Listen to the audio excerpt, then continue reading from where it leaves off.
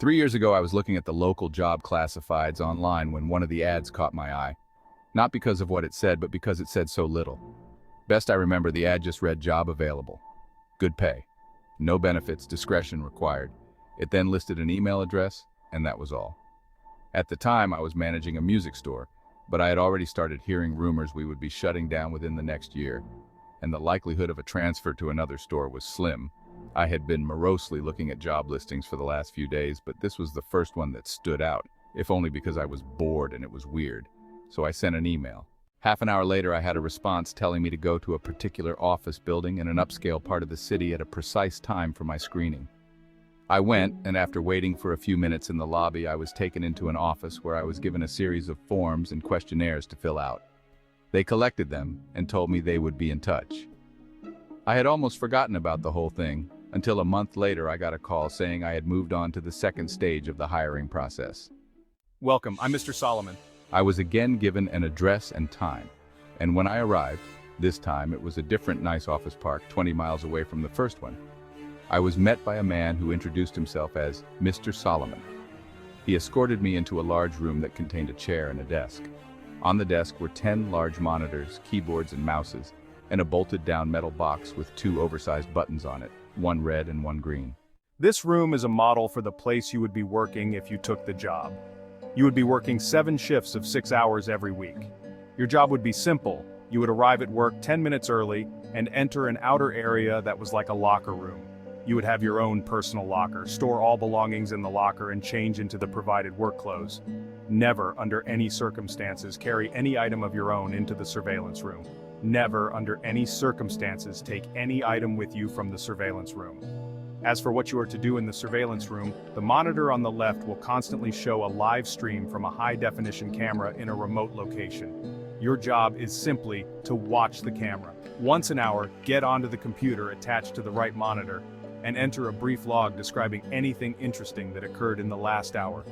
You will have no pens or pencils or paper, and you should never try to take any kind of written notes about the work. As for the red and green buttons, the red button is only to be used if there is an emergency. This means something on the video or in your workspace that requires outside help. The green button is to be hit if you see something on the video feed that is particularly noteworthy. It will tell other people somewhere that, at least in your opinion, something interesting is going on. While you have discretion on when to use this button, you should err on the side of only using it if and when something of real significance occurs. The camera on the ceiling of this room is the same as the real room. Your work will be observed, and other people will be watching the room on the video feed as well. You are only a redundancy in case other systems fail. Do you know what I mean by redundancy? I nodded, trying not to show my irritation. I don't talk that good to people, so sometimes they think I'm dumb. That's okay. Let him think that if he paid me good enough. The pay is very good, $35 an hour. This worried me. I was already thinking this was some kind of psych experiment or secret government job, which I was okay with. But that kind of money to sit and watch a screen? My mom always told me that if something seems too good to be true, it probably is. And this was seeming too good to be true. I asked if I was going to be doing anything illegal. No. I asked if anyone was going to get hurt. No. The reason we are paying so much is because we need employees that are motivated to be professional and discreet. The work we are doing is important, and for various reasons it can't be discussed. If you take the job, you will have to sign papers promising you will never discuss your work here, or you could be sued or locked up. I'm only breaking that now because of everything that's happened. So I took the job, and because they wanted me to start right away, I had to quit the store with no notice. I felt bad about that, but I was excited about the new job too. It was a lot of money and seemed like easy enough work, if a bit boring. I was nervous that there was something more to it, but I told myself I would just have to see.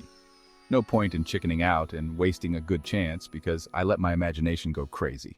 I was given the location of the job itself, and when I went there, I was amazed that it really was just like the model room I had been shown with only a few differences.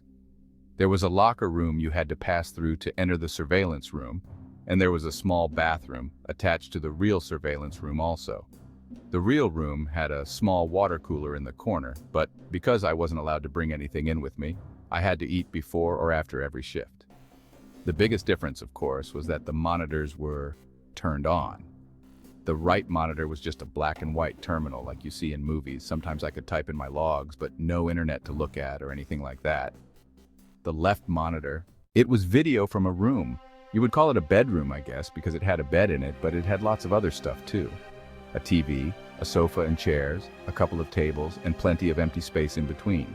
The camera must be high up in a corner because I could see pretty much everything, except for the far sides of furniture. At first, though, I didn't notice any of that stuff. All I saw was her. She looked to be a little older than me and was very pretty. When I first saw her, she was laying on her side on the sofa. That was the part of the room farthest from the camera, but the picture was very clear and I could tell that she was sleeping. I found myself leaning into the monitor more so I could see her better, and then I thought about what I was doing and felt embarrassed. It's like I was spying on her. A peeping Tom, my mom used to call it. I didn't want to be a peeping Tom, but I didn't want to be silly either. I needed to think about it slow. It was a good job, and I wasn't doing anything wrong, right? I wasn't hurting anybody. The woman looked fine, and the room was nice. She probably agreed to be there, and it's all some experiment or something. I was just overreacting. So I sat down in the chair and began my work. It didn't take long before I understood more. The woman, I took to calling her Rachel, wasn't there of her free will.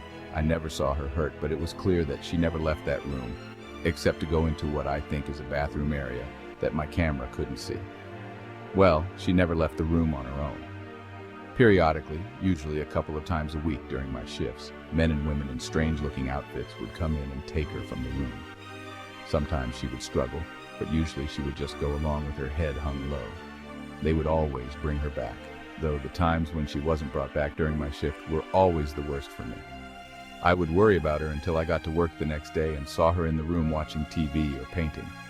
She never looked hurt, or even that upset, except for when they took her. And even when she fought, they were always gentle with her. Still, I knew something was wrong.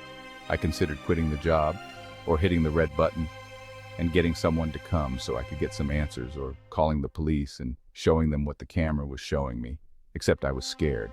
Scared of losing my job, and scared of what these people might do to me if I quit, or told on them. Solomon had told me when I took the job that part of being discreet was not asking questions. I would never be asked to do more than I had already been told. But I could never tell anyone what I did or saw, and I could never ask questions about what I was doing or why. So I made excuses. It was all an experiment. She was crazy or sick, and they were trying to help her. She was doing a job just like I was. Or if she really was a prisoner somewhere, at least I was watching to make sure that she was okay. If they ever tried to hurt her, or I saw that she really didn't want to be there for sure, I could get help then. In a way, I told myself, I was helping to protect her by watching. I don't expect you to think much of my excuses. I don't think much of them myself, especially now. But in my defense, when things changed, I didn't ignore it or try to explain it away. I knew something had to be done. Rachel would usually paint for an hour or two every day, and it seemed to always be during my afternoon shifts. The room had no windows as far as I could tell, but I guess she either used a clock or her own body's time to keep to a kind of schedule. I always liked to watch her paint. The thing she was painting was always facing the wrong way for me to see it, but I could see her face as she worked.